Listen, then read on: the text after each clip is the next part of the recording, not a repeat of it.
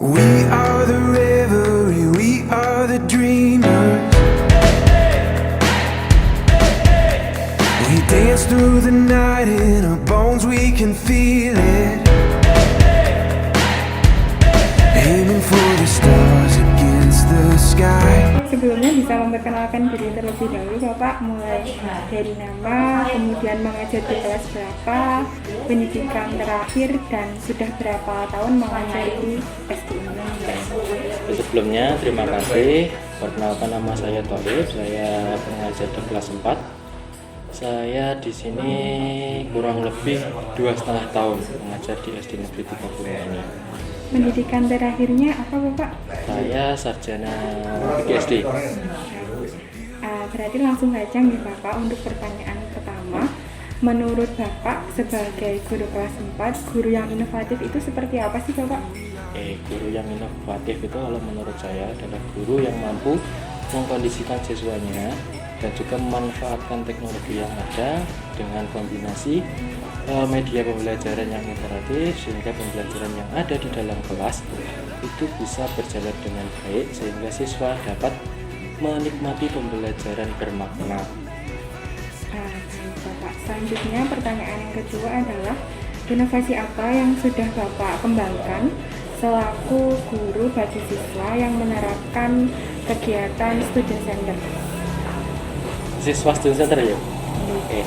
Kalau inovasi jujur saja, kalau dari diri saya sendiri, karena saya juga belum lama menjadi seorang guru, itu belum ada inovasi yang benar-benar murni dari saya.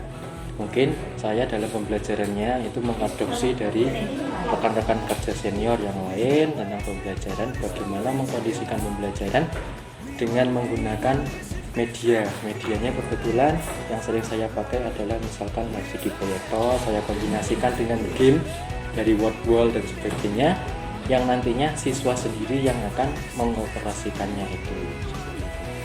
Baik, selanjutnya bagaimana peran Bapak dalam menjalankan multiperan sebagai pendidik, pelajar, dan pelatih bagi siswa, terlebih lagi dengan model pembelajaran daring yang dilakukan saat ini? Pelatih, pengajar, dan Pendidik. Kalau masalah daring sebenarnya di sini susah dalam artian karena kami di sini mengalami kendala waktu daring kemarin, tapi kami sebagai guru hanya berusaha semaksimal mungkin ya seperti guru-guru yang lain, cuma memberikan tugas kemudian kami melakukan pembimbingan dan pelatihannya, pendampingannya itu melalui WA. Kemudian untuk pemberian materi, kalau saya pribadi menggunakan media YouTube, saya buatkan video untuk siswa simak, kemudian saya lakukan proses belajar atau tanya jawabnya di grup WA, karena saya mau menggunakan di Classroom baru beberapa hari kemarin mulai menggunakan Classroom. Baik Bapak, selanjutnya Bapak pernah tidak Bapak mengikuti pelatihan pendidik seperti PPTG, PTK, atau Diklat Pendidikan dan Tenaga Pendidikan? Oke. Baru saja saya pulang dari Surabaya untuk mengikuti BIMTEK implementasi TIK tanggal 3 November awal bulan September belum lama ya itu. Hal apa yang Bapak dapatkan dari pelatihan BIMTEK tersebut Bapak? Sebenarnya di sana yang saya peroleh adalah memanfaatkan TIK guna untuk menunjang pembelajaran di dalam kelas, terutama kan ini era menuju ke 4.0. Jadi guru-guru saat ini kan dari Pak Menteri juga diminta untuk memastikan yang namanya akun guru belajar. Nah di sana saya belajar tentang itu, hampir sama dengan pelatihan-pelatihan swasta misalkan Google Master Training dan sebagainya. Hanya saja di sana dikemas sedemikian rupa dan ditambahkan media-media tertentu yang bisa dimanfaatkan oleh Bapak Ibu guru untuk menunjang pembelajaran di dalam kelas. Apakah hal tersebut sudah Bapak implementasikan dalam kegiatan pembelajaran? Oke, kalau itu alhamdulillah sedikit demi sedikit sudah saya implementasikan. Misalkan penggunaan Google Classroom yang awalnya saya tidak pakai Google Classroom, setelah saya pulang dari BIMTEK di Surabaya itu di LPMP, saya di dalam kelas sudah menerapkan Google Classroom, meskipun dalam pelaksanaannya ya belum maksimal karena memang siswa benar-benar baru mengenal Google Classroom.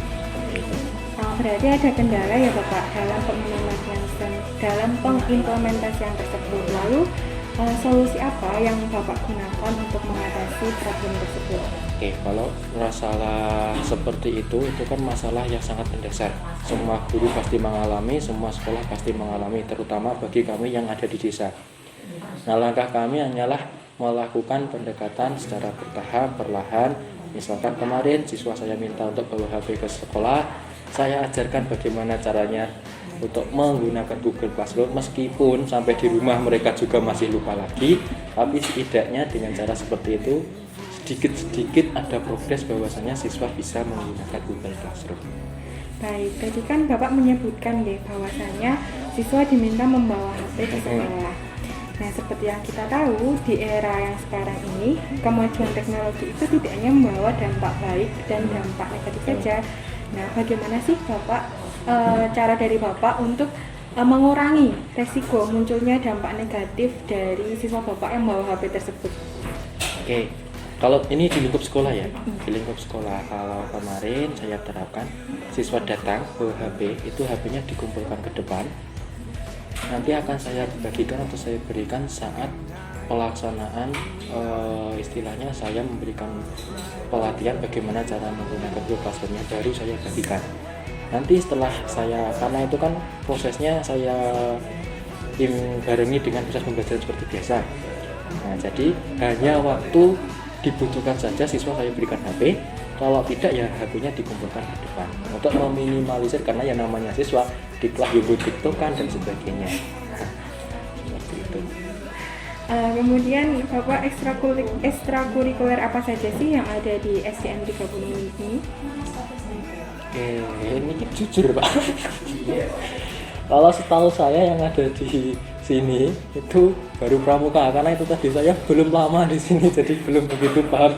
Apalagi saya masuk di sini baru dapat setengah semester langsung ada pandemi. Semua kegiatan berhenti total, saya tambah nggak tahu apa-apa. Gitu.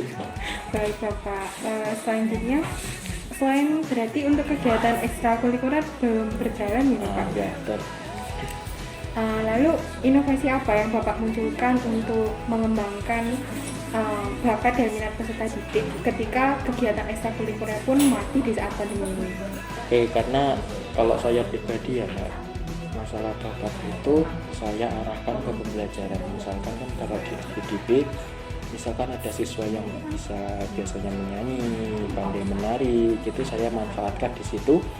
Saya minta untuk memvideo gerakan tari mereka, kemudian siswa yang gerakan tarinya saya anggap, oh siswa ini berbakat, saya apresiasi dengan saya upload ke YouTube. Tapi baru beberapa, belum semuanya.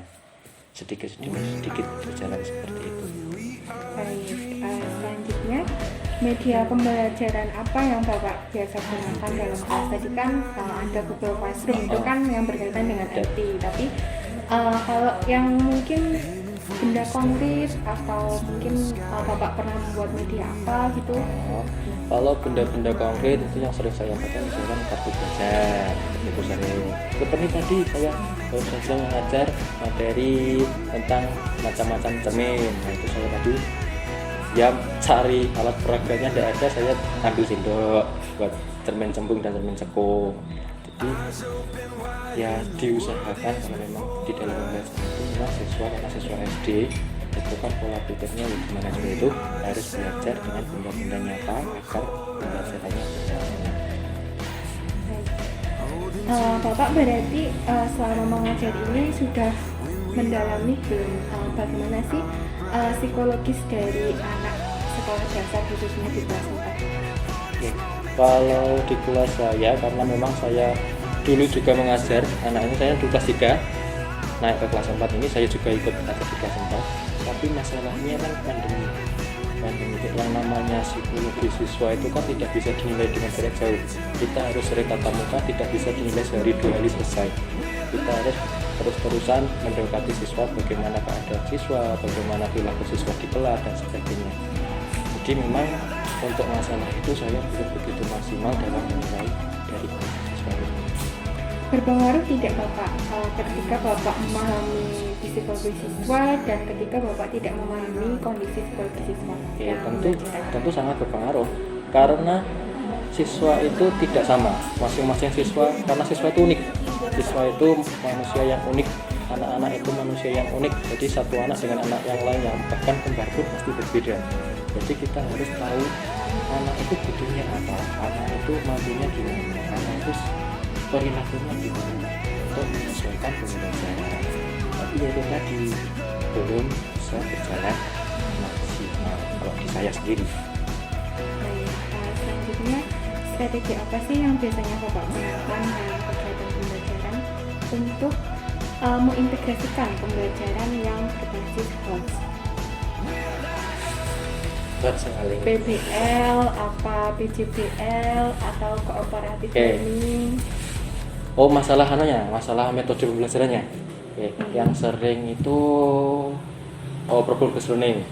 Jadi kan saya memanfaatkan buku LKS-nya. Di buku LKS kan itu sebenarnya sudah tersusun apa-apa yang harus disampaikan ke siswa. Di situ juga sudah ada materi yang bertipe HOTS juga tentang juga kalau metodenya, kalau saya lihat itu yang paling cocok juga adalah problem based learning.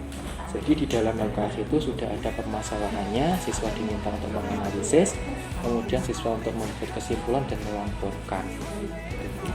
Lalu apakah Bapak membuat bahan ajar sendiri? Apa hanya mengandalkan dari LKS-nya? Kalau bahan ajar selama pandemi kemarin saya membuat sendiri seperti tadi, medianya pakai media YouTube.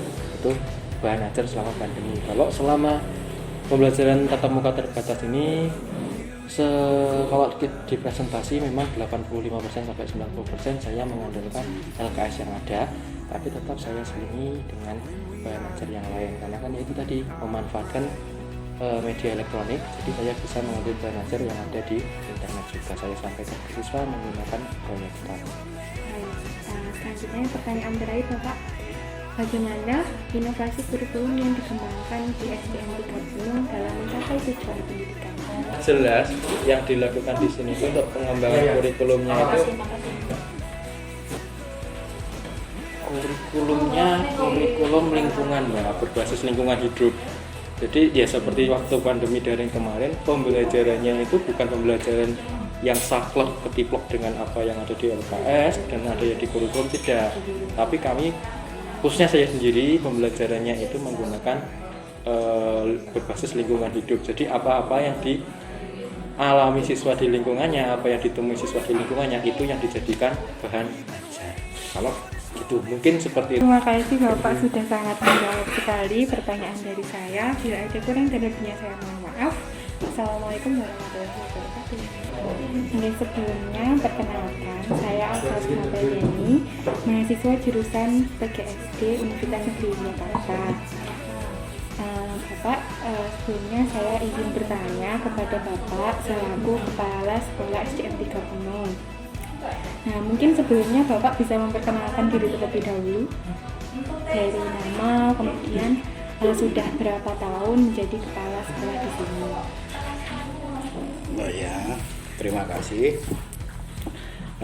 Saya memperkenalkan diri, nama saya Setiawan SPD sebagai kepala sekolah di SDN 3 Gunung, yang pada kesempatan ini menjabat di SDN 3 Gunung mulai dari tahun 2019 sampai sekarang. Iya Bapak. Selanjutnya, bagaimana sih Pak prosedur penerimaan peserta didik baru di SDN 3 Gunung ini? Prosedurnya sesuai dengan Bimtek dan Juknis dari Dinas Pendidikan Kabupaten Pacitan, melakukan zonasi atau wilayah kedaerahan sehingga kita menyesuaikan dengan juknis yang sudah berlaku. Ada kendala tidak Bapak dalam pelaksanaan prosedur PPDB tersebut?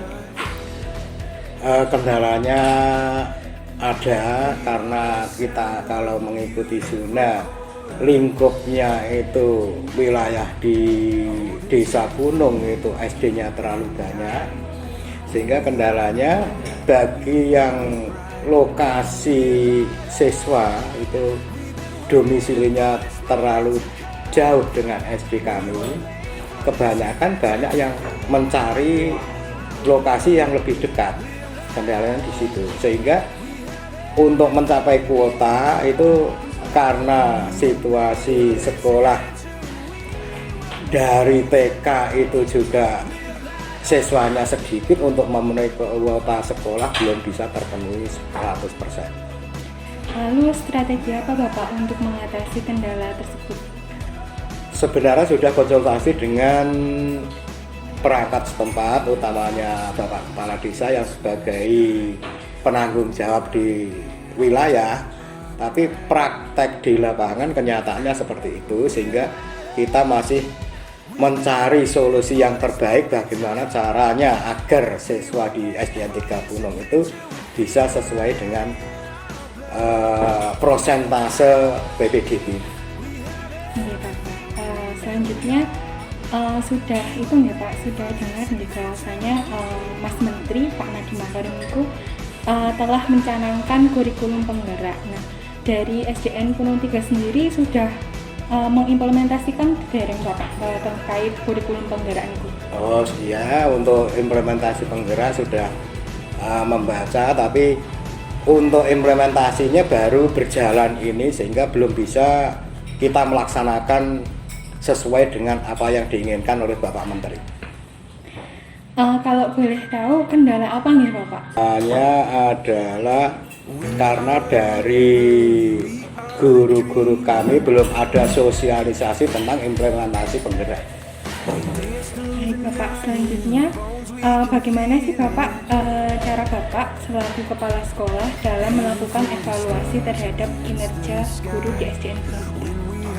Ya, setiap minggu kami mengadakan observasi kelas sehingga bisa memantau bagaimana kegiatan guru kepada siswanya. Selain itu kita memantau dalam kegiatan pembuatan persiapan pembelajaran di luar jam mengajar.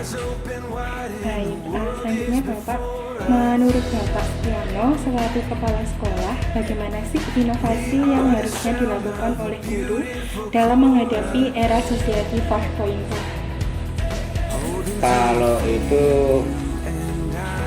utamanya bagi sekolah dasar, kemungkinan belum memikirkan sampai ke situ.